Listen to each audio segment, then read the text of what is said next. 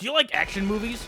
I like action movies. I was raised on 80s action movies. I went to my doctor and got told my blood type was Stallonium from how many movies I've seen. I've watched Commando so many times as an adolescent, I'm convinced it's the thing that started my puberty early. Films like Sudden Impact, Cobra, Missing in Action, Escape from New York, Aliens, Raiders of the Lost Ark, Rambo 2, Die Hard, The Terminator, and Evil Dead 2. I know that's not an action film, but look me in the jawline and tell me Bruce Campbell isn't a national treasure. Groovy. These films all form the bedrock of the media I enjoy today. So when I learned that there was a game that was basically just Metal Slug with the cast of the Expendables without actor restrictions, licensing issues, and a budget, I took out my wallet so fast and threw it at the wall so hard that it broke the sound barrier and gave DevolverDigital and Free Lives all of my money.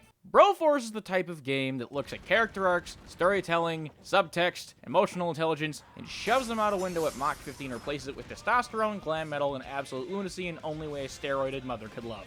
You play as the aforementioned Broforce on a quest to fight very angry people who spook other people. The aliens from the Alien franchise, and then Satan! Don't worry about it, all the while rescuing your fellow bromates, which basically means unlocking more characters and progressing through the various levels in the game. It relies heavily on Contra and Metal Slug rules, where most characters die in a single hit, with extra friends being found, turning into extra lives and checkpoints required to progress. Each time you die, you respawn as a random bro that you have unlocked, and each bro has a unique style of secondary ability or weapon to complement the film the character is based on. Rambo has his machine gunning and throw grenades, Ash Broliums has his chainsaw and Boomstick! Ellen Ripbro has her pulse rifle and then flamethrower attack, but my favorite has to be Indiana Jones's gun, which if you haven't seen Raiders of the Lost Ark, this ability is a reference to, and it is about as busted in that movie as it is in this game. Speaking of the bros themselves, the character variety in the game is fantastic, featuring characters ranging from MacGyver, B.A. Baracus, Time Cop,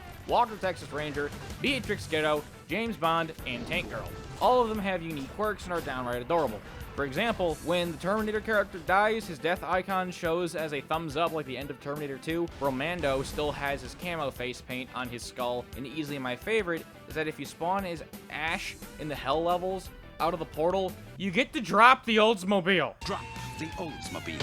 God, I love this game. Also, the amount of characters based on the same actors is comical. Schwarzenegger and Stallone have 4 separate characters for both of them, with John Matrix, the Terminator, Conan the Barbarian, and Trench Mauser for Schwarzenegger, with Stallone having Rambo, John Spartan, Barney Ross, and Judge Dredd. At least here he keeps the fucking helmet on! Chuck Norris has 2 separate characters, along with a couple based on Mel Gibson. Despite the overlap, which I'm not complaining about, it's really cool to see all of them in the game, trying to pick between Conan the Barbarian and the Terminator to feature in a game like this is like picking between the Cenobites or Jigsaw for a weekend vacation. It's not gonna happen. Overall, the cast featured is great, and I love how much variety it has, both in terms of gameplay and actual films that they come from. The enemies featured are your standard goons and attack dogs. Some have guns, some explode, some drive mopeds, some come from blimps, hide in the bushes, some have jetpacks, some come from steamroller trucks, and others are just really, really beefy. I guarantee if they took any more steroids, they'd have to share with the entire Mr. Olympia roster for this year. These enemies give off a very strong Cobra Commander Saturday morning cartoon villain vibe, which, given the nature of the game, is quite fitting, honestly. You also will find this mech robot that you can control with the melee button.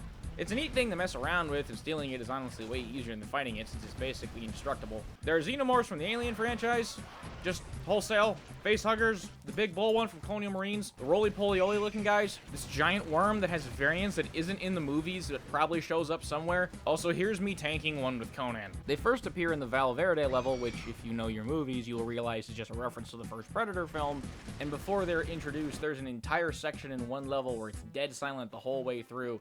And you see guys suspended in the air like in the first Predator movie, and it's just honestly unsettling, which is odd because I wasn't expecting that from this game, and it's honestly cool that it was able to spook me a little bit. Good job. The aforementioned demon enemies, since the final boss of the game is fucking Satan, you have zombies, zombie dogs, exploding boomer-looking zombies that either vomit or spawn fucking lost souls, some wizard guys, these red fleshy things that hang off your back, and I'm not sure what they do, but they are in fact here. There's also a great variety of bosses, which range from good, like the Terror Cannon or GR666, to average, like the Megacopter.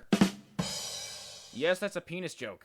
Do you really expect anything else from me? Why are you surprised? 2 more difficult boss fights, like Satan, where his big Satan shaft body, I can't say that with a straight face. Big Satan shaft body kicked my ass so hard that I needed a friend to come help me with it. All of these bosses are incredibly fun to fight and are honestly really engaging. They're obviously modeled off of Contra or Metal Slug bosses, but these are about as good as those are, and in my opinion, if you want a good game that has good boss fights, Broforce is a great option for that.